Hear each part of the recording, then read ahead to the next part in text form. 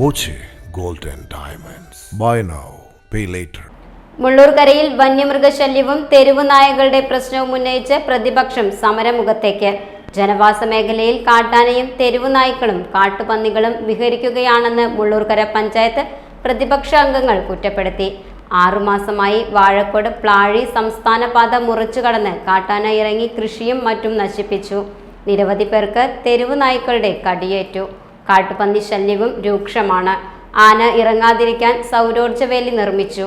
അത് സംരക്ഷിക്കാൻ പഞ്ചായത്തിന് ആയില്ലെന്നും പ്രതിപക്ഷ അംഗങ്ങളായ MH Abdul Salam, KB Bineesh, PB സായര എന്നിവർ പറഞ്ഞു. പരിഹരിക്കണമെന്ന് പറഞ്ഞപ്പോൾ അത് പരിഹരിക്കാമെന്ന വാക്കാൽ പോവുകയാണ്. എന്നാൽ കഴിഞ്ഞ ഭരണസമിതിയുടെ കാലത്ത് അന്ന് കേരളം ഭരിച്ചിരുന്നത് ഇടതുപക്ഷ ഗവൺമെൻറ്റാണ്. പഞ്ചായത്ത് ഭരിച്ചത് LDFിൻ്റെ നേതൃത്വത്തിലുള്ള പഞ്ചായത്ത് ഭരണസമിതിയാണ്. ഇന്ന് ഭരണപക്ഷത്തിൻ്റെ പഞ്ചായത്ത് പ്രസിഡന്റും അതോടൊപ്പമുള്ള മെമ്പർമാരും കഴിഞ്ഞ ഭരണസമിതിയുടെ കാലഘട്ടങ്ങളിൽ ആന ഇറങ്ങിയപ്പോൾ അവസാന ഘട്ടങ്ങളിൽ പഞ്ചായത്തിലേക്ക് വ്യാപകമായ പ്രക്ഷോഭം നടത്തുക, അതോടൊപ്പം പഞ്ചായത്തിൻ്റെ നാഷണൽ ഹൈവേയുടെ റോഡ് ഉപരോധിക്കുക, അതോടൊപ്പം തന്നെ ഒരു ദിവസം ഫുൾ ടൈം വാഹനം കടത്തി പോകാത്ത രീതിയിലേക്കുള്ള ഒരു നിലപാടെടുത്തു. അന്ന് സംസ്ഥാന ഗവൺമെൻറ്റിനെയും പഞ്ചായത്തിനെയും രൂക്ഷമായി വിമർശിച്ച അവർ ഭരണപക്ഷത്ത് വന്നപ്പോൾ ഇപ്പോൾ പഞ്ചായത്തിനെയും സംസ്ഥാന ഗവൺമെൻറ്റിനെയും മാറ്റി നിർത്തിക്കൊണ്ട് MLA കേന്ദ്രീകരിച്ച് പറയുന്നത്. ഇത് ആന ഇറങ്ങുന്നത് ഭരണപക്ഷം എന്ന പ്രതിപക്ഷം എന്ന രീതിയിലല്ല. അത് അവരുടെ ആവാസങ്ങളുടെ ഭക്ഷണം കിട്ടാൻ വേണ്ടി റോഡിലേക്ക് ഇറങ്ങുകയാണ്. അത് ഇവിടെ മാത്രമല്ല, ഇന്നലെ പത്രസമ്മേളനത്തിൽ അവർ പറയുകയുണ്ടായി. അതായത് ചുരങ്കത്തിൻ്റെ റോഡ് പണിതിൻ്റെ ഭാഗമായിട്ട് പിന്നെ അവിടെ ഫെൻസിങ് നടത്താത്തതിൻ്റെ ഭാഗമായിട്ടാണ് ആനകൾ ഇങ്ങോട്ട് കടന്നത്. അത് തെറ്റാണ്. ആനക്കാരി എന്ന് പറഞ്ഞ ഒരു പ്രദേശത്ത് ഇത് ആനക്കാരി കെട്ടിയടയ്ക്കാൻ പറ്റില്ല. അത് സെൻട്രൽ ഗവൺമെൻറ് നിയമമാണ്.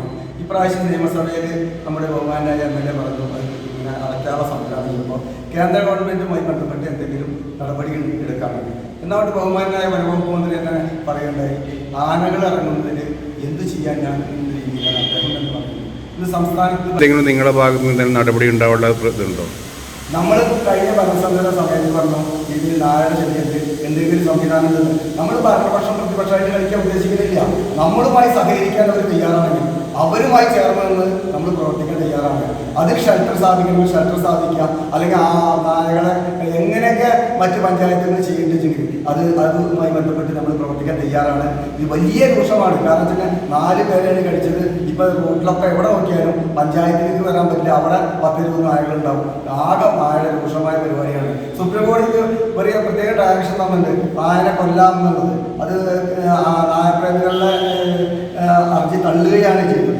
ജനങ്ങൾക്ക് വേണ്ട സൗകര്യങ്ങൾ കിട്ടണം വേണ്ടിയിട്ട്. അപ്പോൾ അതിൽ ചില കാര്യങ്ങൾ പറഞ്ഞിട്ടുണ്ട്. പഞ്ചായത്തിന് ചില ചെലവുകൾ വരും. അവർക്കും പഞ്ചായത്ത് നടപടിയെടുത്ത് മുന്നോട്ട് പോകാൻ തയ്യാറാവണം. അതിനൊക്കെ നമ്മൾ ക്രിയാത്മകമായ പ്രതിപക്ഷമായിട്ട് പോകുന്നു.